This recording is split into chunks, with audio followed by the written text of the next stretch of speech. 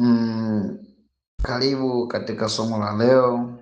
Bwana Yesu asifiwe. Karibu sana mpendwa mtazamaji na msikilizaji.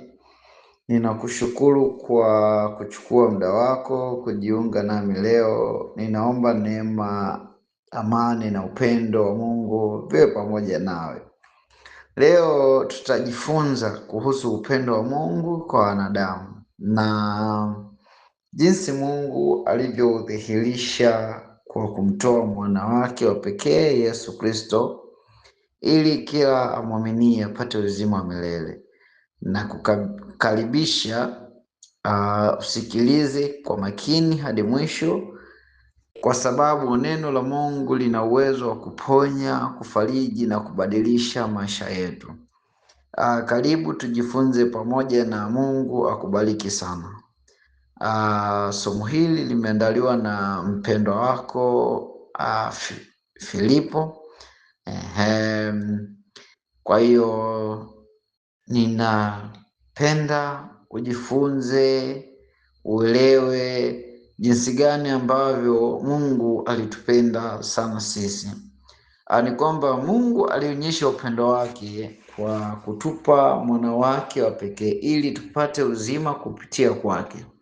Upendo wa Mungu si maneno matupu, bali ni upendo ulioonyeshwa kwa vitendo tangu mwanzo wa uumbaji. Mungu ameendelea kuwaonyesha wanadamu rehema na neema na uvumilivu wake. Kielelezo kikubwa zaidi cha upendo huo ni kumtoa mwana wake Yesu Kristo ili kuwa wokovu wa ulimwengu. Mungu alidhihirishaje upendo wake kwetu? Hili ni kama swali. Anasema kifungu kinachoeleza waziwazi ni kwa maana jinsi hii Mungu aliupenda ulimwengu hata akamtoa mwanawe wa pekee ili kila amwaminie asipotee bali awe na uzima wa milele. Kifungu hichi tunakipata katika kile kitabu cha Injili ya Yohana Mtakatifu sura ile ya 3 mstari ule wa 16.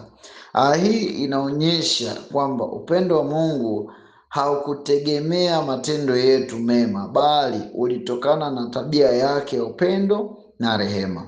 Pia katika Warumi sura ya 5 aya ile ya 8 tunaona bali Mungu anaonyesha pendo lake yeye mwenyewe kwetu sisi kwa kuwa Kristo alikufa kwa ajili yetu tulipokuwa tungali wenye dhambi. Hii inaonyesha kwamba Kristo hakufa kwa ajili ya watu waliokuwa wakamilifu, bali kwa ajili ya wanadamu waliokuwa wamepotoka ili wapate nafasi ya kupatanishwa na Mungu. Tunawezaje kutambua kwamba Yesu alitumwa kudhihirisha upendo wa Mungu? Kwa kuangalia maisha yake ya huduma yalikuwa ya huruma na msamaha, kuponya watu na mafundisho kadha wa kadha, na maisha ambayo Yesu aliyaishi ili kudhihirisha upendo wake kwetu sisi wanadamu. Amina. Natumai kwa somo la leo umenielewa vizuri na umepata kujua kwamba kweli Mungu ni upendo, na kwa hiyo hata sisi pia tunatamani au tunahitaji au tunatakiwa kutambua thamani ya Mungu kwetu, thamani ya upendo wake kwetu, kwa sababu kama alikubali kumtoa mwanawe wa pekee Yesu Kristo ili kila amwaminie asipotee awe na uzima, kwa vivyo hivyo na sisi pia tunatakiwa kupendana sisi kwa sisi, lakini pia tunatakiwa kumpenda Mungu kwa sababu Mungu ndio upendo, au ndio chanzo cha sisi pia hata kuishi leo, kwa sababu yamkini pasipo upendo wa Mungu yamkini hata tusinge kuwepo, lakini kwa sababu ya upendo wake Mungu ambao ameendelea kutuonyesha tunazidi kuwa wakamilifu. Mungu anatukamilisha na anatufanya kuwa watu ambao kimsingi tunampendeza.